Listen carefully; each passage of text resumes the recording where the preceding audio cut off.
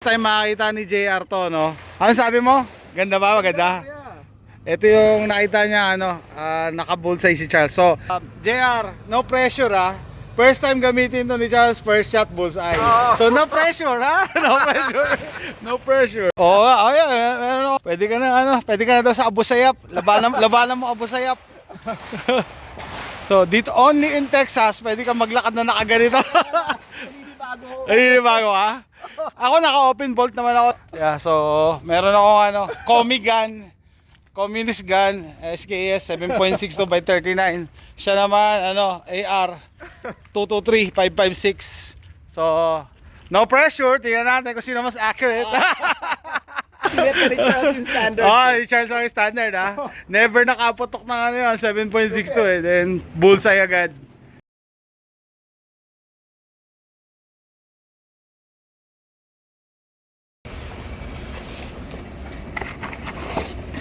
Uwi.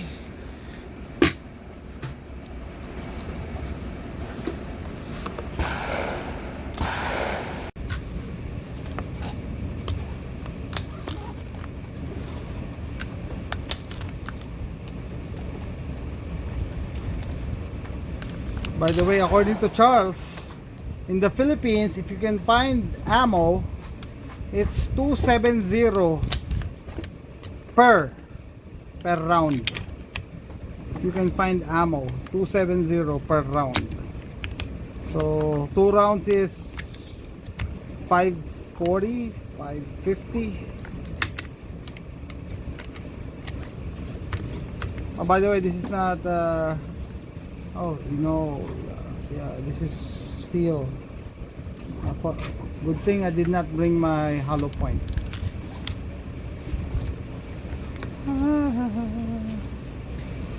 Okay. Shooting the SKS 7.62 by 39.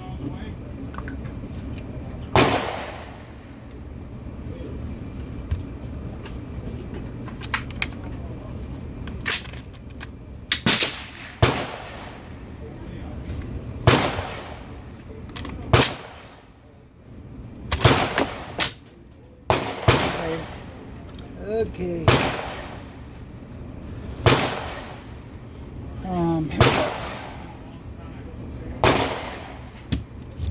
RPK.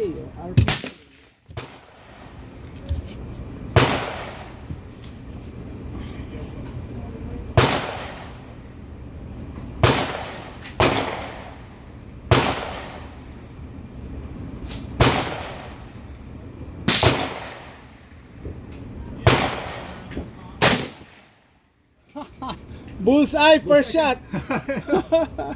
First shot, bullseye. Yan pala yung feeling ni Charles. Bullseye, first shot.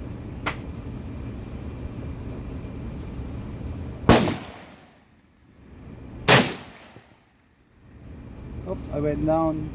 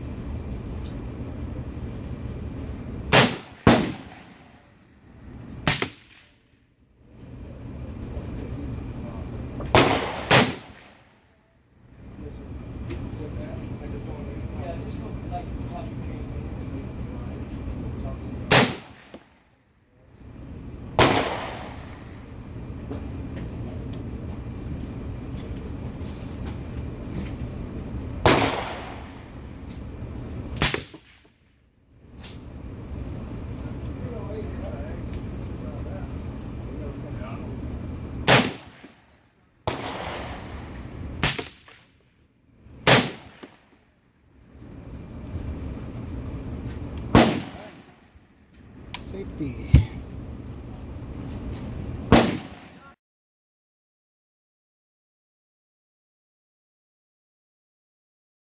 Saan yung safety, kuya? Yung sa trigger. It's safe. Ito. Ito tayo yung fire. This is the fire. This is Fire safe. to So, safe. Safety yung nakababa. fire yung nakababa. Okay, yeah. Just find your target first. Find your comfortable position. Find your target.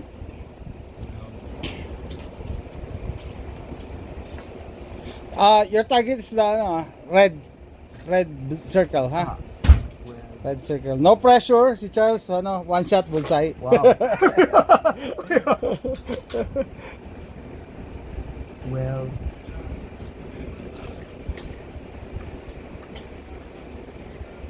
Nope. No, yeah. Push it down. There you go. Ready to fire. You rack the bolt. Pull this back and then let go. Let go. There you go. It's ready. Find your target.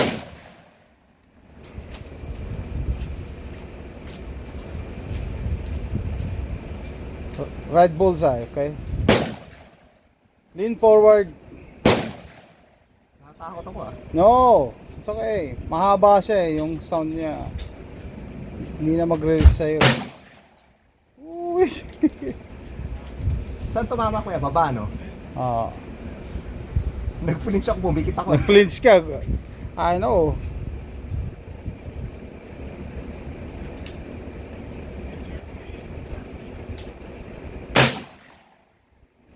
Push yung ano niya, no? Yeah. Huwag kang umawak dito kasi meron na tayong bipod eh. Ay, Yan. Don't tell me you're not used to unsuppressed, ha? Ayaw nga, no? Correct.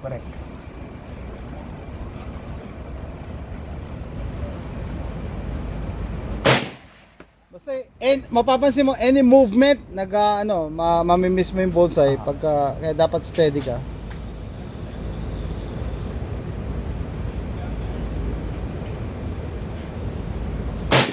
Pero ang sarap ng bipod, kuya. Oo. Mas madali siyang i-ano kaysa dun sa parang kahon. Tsaka maganda yan, para ka naka-RPK. Aha.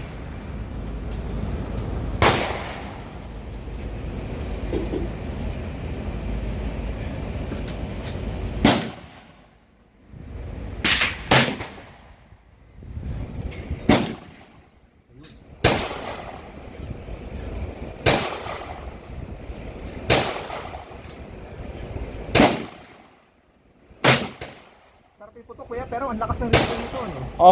Umatras. Sabi ko, lean forward eh. Napupush ako, eh. Lean forward.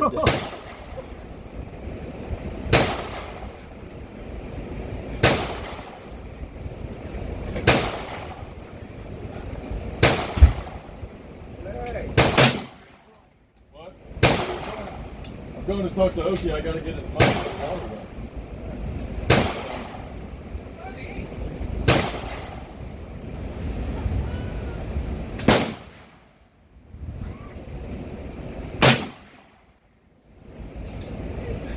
Umaatras talaga eh, no? Talagang push na push yung ano, eh. Oo. Pero ang sarap ng tutok nung bipod sa kanta.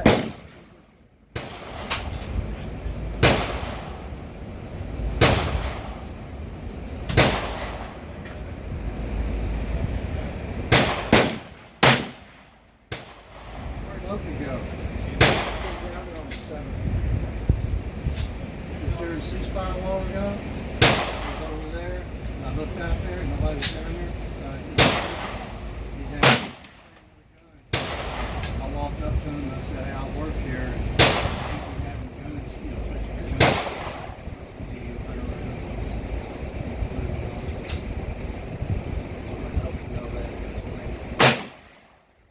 white shirt. As far as I know, right now he's working with somebody to install. I don't think they all let him know about the tractor. They never did fix that control, like it control. And I was using it the other day. And didn't realize it. The bucket went down and dug a big old hole in the ground. I turned the tractor, the impact of that.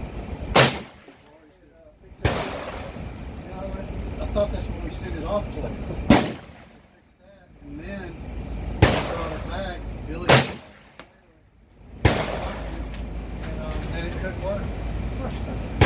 Ayos, thank you kuya. Bolt, Thank you, open thank you. bolt. Okay. Ano masasabi mo? 7 points, first time, 7.62 by 39. Masarap yung push niya, pero Oo. di hamak na may recoil talaga siya kumpara Oo, sa 5.56. parang ano mapapangiti ka kasi parang you're shooting a man's Ay, oo, gun. parang yung ano niya, yung power niya parang 308 pero yung dito, ang maganda kumpara sa 308 kasi parang pataas eh. Ito pa, atras. sinusugabang ka eh. Patras lang. Ito parang pinupush ka talaga niya pabalik. Oo. Pero ang sarap iputok kasi ang ganda nung mataas yung scope na to tapos yung bipod niya, Oo. mas madaling i-set up. Accurate siya kuya. Imagine mo yung caliber tapos AK tapos nagra-rapid fire. Ay, oo. ang lakas. Mas stable to eh. Mas Oo, stable mas siya kaysa stable. dun sa AR kasi parang mas bigat talaga siya itself eh, yung mismong Oo. yung barrel eh. Pero ang sarap niya iputok Yeah, kuya. yung AR talaga soft shooting talaga ang 2, 2, 3, Ah, 5, 5, 6. Pero once in a while, mas gusto mo rin pumuntok ng Ay, ganito oo. para iba yung ano niya eh. Iba yung maramdaman mo yung bigat ng bala. eh. Oo, yeah. May sipa eh. Oo. Kumbaga parang 10 mil to eh. Hindi, kumbaga yung AR parang Sun Mig Light. Ito, Red Horse. Ay, oo, Red Horse. Red Horse, may sipa eh. Ayos. Pero ang galing nyo ni Charles kuya para maka-bullseye na. Oh, hindi ka. Astig. Hindi, tsaka ano. Last round.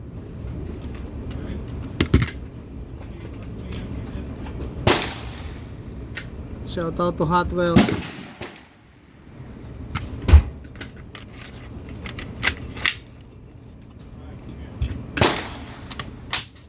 Here we go.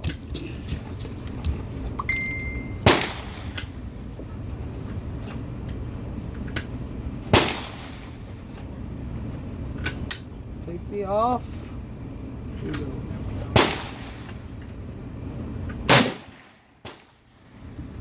Ito, buti pa to, mas accurate.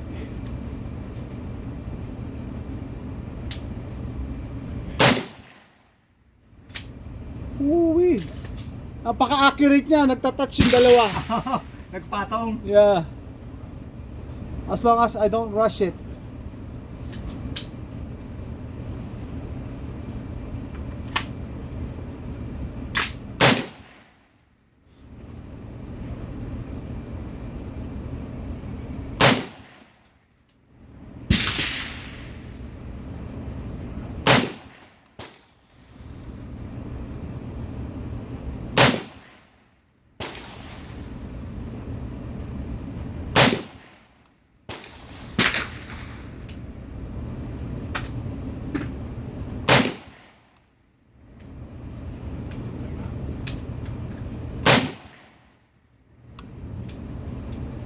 Kuya, nagka-jam ata ako. Oh, hold on.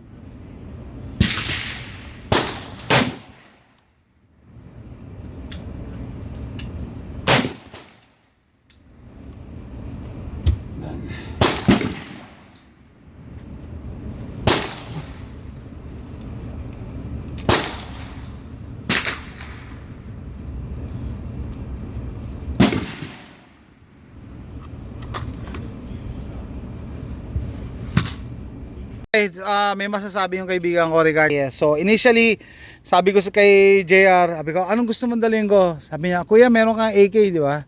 Sabi ko, yung SKS na lang kasi naka-setup na siya for bench shooting. So ano masasabi mo sa SKS? Pang shit hits the fan. Oo, no?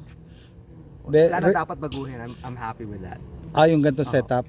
Anong first time mong pumuntok ng 7.62 by 39 in comparison with 223, 556? Anong masasabi mo? Dun sa dalawang CMMG ko, yung Mark 3 sa Mark 4, 308 saka 223, yung recoil impulse niya parang tumataas yung Nagma-muzzle rise ka, siya eh. muzzle. Ito parang paatras. Paatras. Straight back.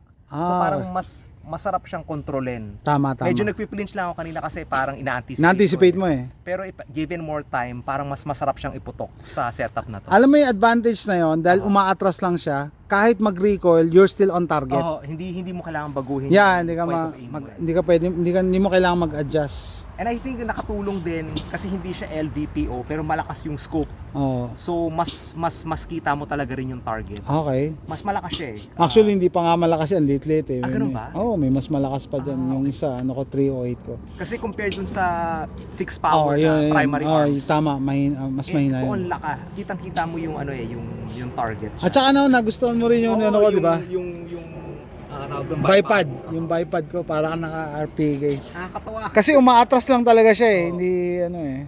Tinatry ko i-try ko yung match yung groupings ni Charles. Hindi. Hindi. Ang galing Oh, mo, Charles ha. Oh, winner. First time pumutok. Oo, lupit. Kasi ang sabi ko sa kanya, nung pinutok ni Charles to, talagang nakako-concentrate si Charles. Alam niyo kung bakit? Kasi mahal daw yung bala. 270 kada putok. Sabi ko, Charles, wag ka mag-compute. 270 kada putok. Kaya nung nakadalawang putok si Charles, sabi ko, okay na daw siya. So, happy na siya. Ayaw niya nang papangitin yung record niya.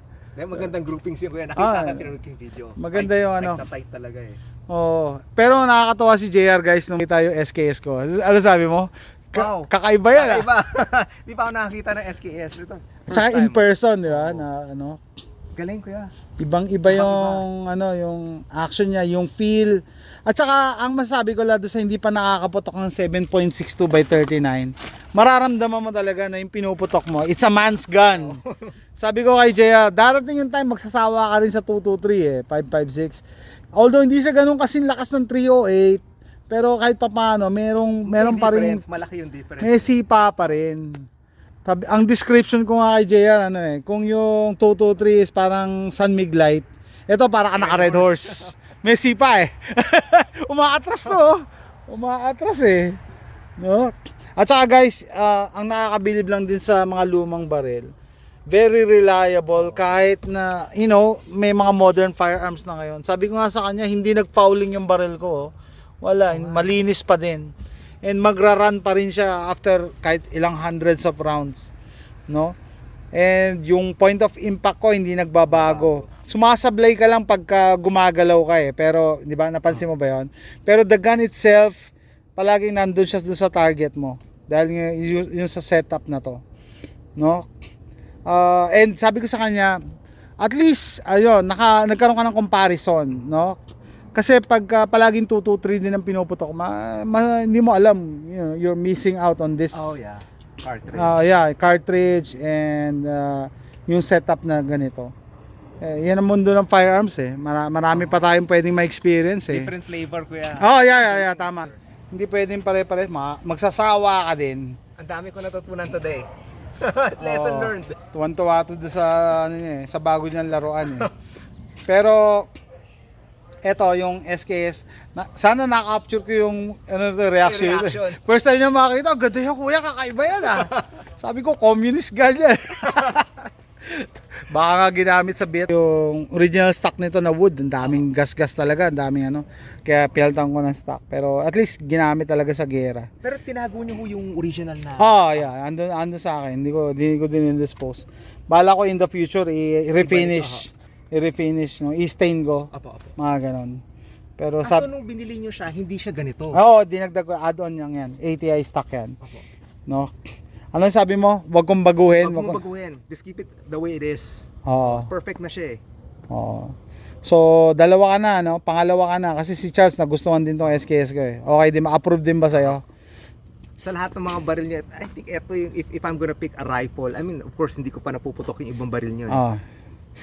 Type ko to. Lalo na pag pupunta ka sa gera. Oo.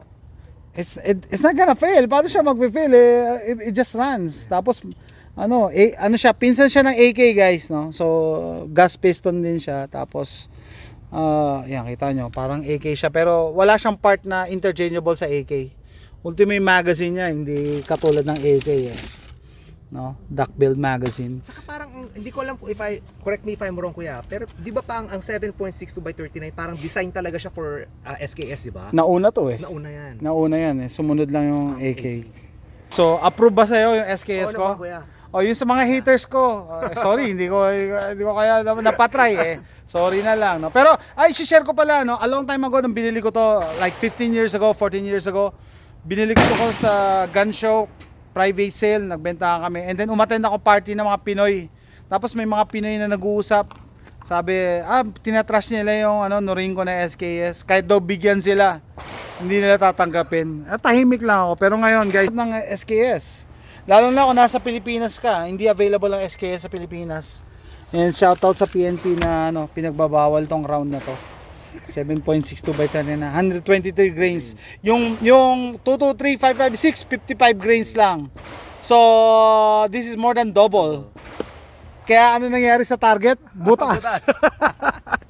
Wasak na. Yung 2, 2, 3 guys, it's accurate. Tinatamaan niya yung target. Pero makita mo parang 22 lang yung size nung tumatama. Malinis yung butas, but I'm trying to say. Pero ito, sinisira niya yung papel. Kaya nakakatakot. Lalo na short distances. So, bida, tatapusin ko na yung review ng SKS. Second person na pinagamit ko na aside from me na gumagamit nito recently, approved naman sa kanila. So, it looks ugly, it looks deadly, communist block, pero it works. Tatalunin nito yung napakamahal niyang setup doon sa kabilang gayaso sa iya. Lalo na siguro SHTF situation. Would you agree? Oh yes, definitely. It will just run. So that's it guys. See you next time. Bye.